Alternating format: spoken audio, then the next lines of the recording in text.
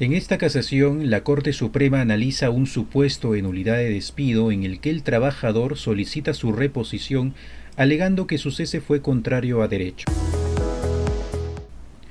El proceso se desarrolla sin controversia sobre los hechos. El propio trabajador reconoce que dentro del centro de trabajo miccionó en una bolsa y la dejó expuesta en el área laboral. A partir de ello, el debate ya no gira en torno a lo ocurrido, sino a su calificación jurídica. El objeto de pronunciamiento de la Corte se delimita con claridad: determinar si se ha vulnerado el artículo 25 del texto único ordenado del Decreto Legislativo 728, así como el derecho al debido proceso reconocido en el artículo 139, inciso 3 de la Constitución. Sin embargo, descartada la infracción procesal, el análisis se centra en el aspecto material: si la conducta imputada constituye o no una falta grave que justifique el despido.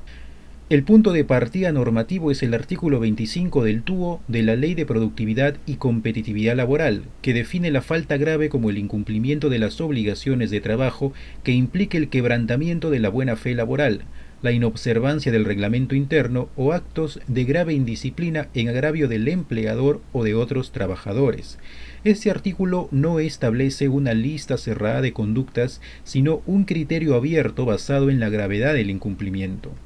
Sobre esa base, la Corte precisa un criterio relevante: no es necesario que la conducta esté descrita de forma específica en la norma, basta con que constituya una violación sustancial de los deberes esenciales del trabajador de tal intensidad que haga irrazonable la conducta del vínculo laboral. Es decir, la tipicidad en materia laboral no es estrictamente cerrada, sino funcional. Aplicando este criterio al caso concreto, la Corte concluye que la conducta del trabajador vulnera deberes elementales de respeto, limpieza y disciplina laboral, lo que implica un quebrantamiento de la confianza que sustenta la relación de trabajo. Por ello, dicha conducta es subsumible en el artículo 25, específicamente en su inciso A, sin que exista vulneración del principio de legalidad o de tipicidad. En cuanto al argumento de la desproporcionalidad, la Corte establece una precisión técnica: la falta de proporcionalidad en la sanción no genera la nulidad del despido. En todo caso, configura un supuesto de despido arbitrario cuya consecuencia es indemnizatoria y no restitutoria. Por tanto, este tipo de cuestionamiento no es relevante dentro de un proceso de nulidad de despido como el planteado.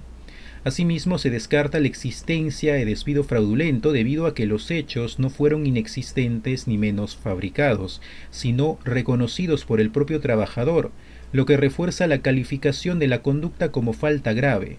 En la misma línea, tampoco se configura un despido nulo conforme al artículo 29 del TUO del Decreto Legislativo 728, ya que no existen indicios de que el cese haya estado motivado por razones sindicales o discriminatorias. En consecuencia, la Corte Suprema concluye que no se ha producido infracción del artículo 25 del TUO de la Ley de Productividad y Competitividad Laboral y declara infundado el recurso de casación, confirmando la validez del despido. Desde el fondo del asunto, el criterio que se consolida es claro. En el derecho laboral, la evaluación de la falta grave se construye sobre la afectación objetiva de los deberes esenciales del trabajador y no sobre la existencia de una tipificación exhaustiva ni sobre las motivaciones personales del sujeto. Lo determinante es si la conducta en sí misma rompe la buena fe laboral y hace inviable la continuidad del vínculo.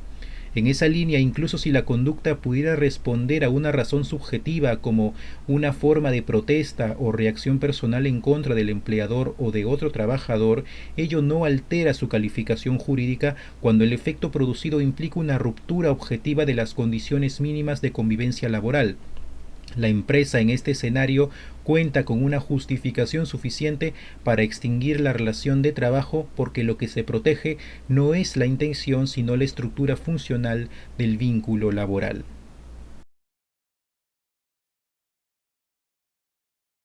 Si te ha gustado este vídeo, puedes darle like, suscribirte y compartir. Y no te olvides de seguirme en mis redes sociales y visitar www.cecibogaperú.com para más contenido como este. Nos vemos hasta la próxima.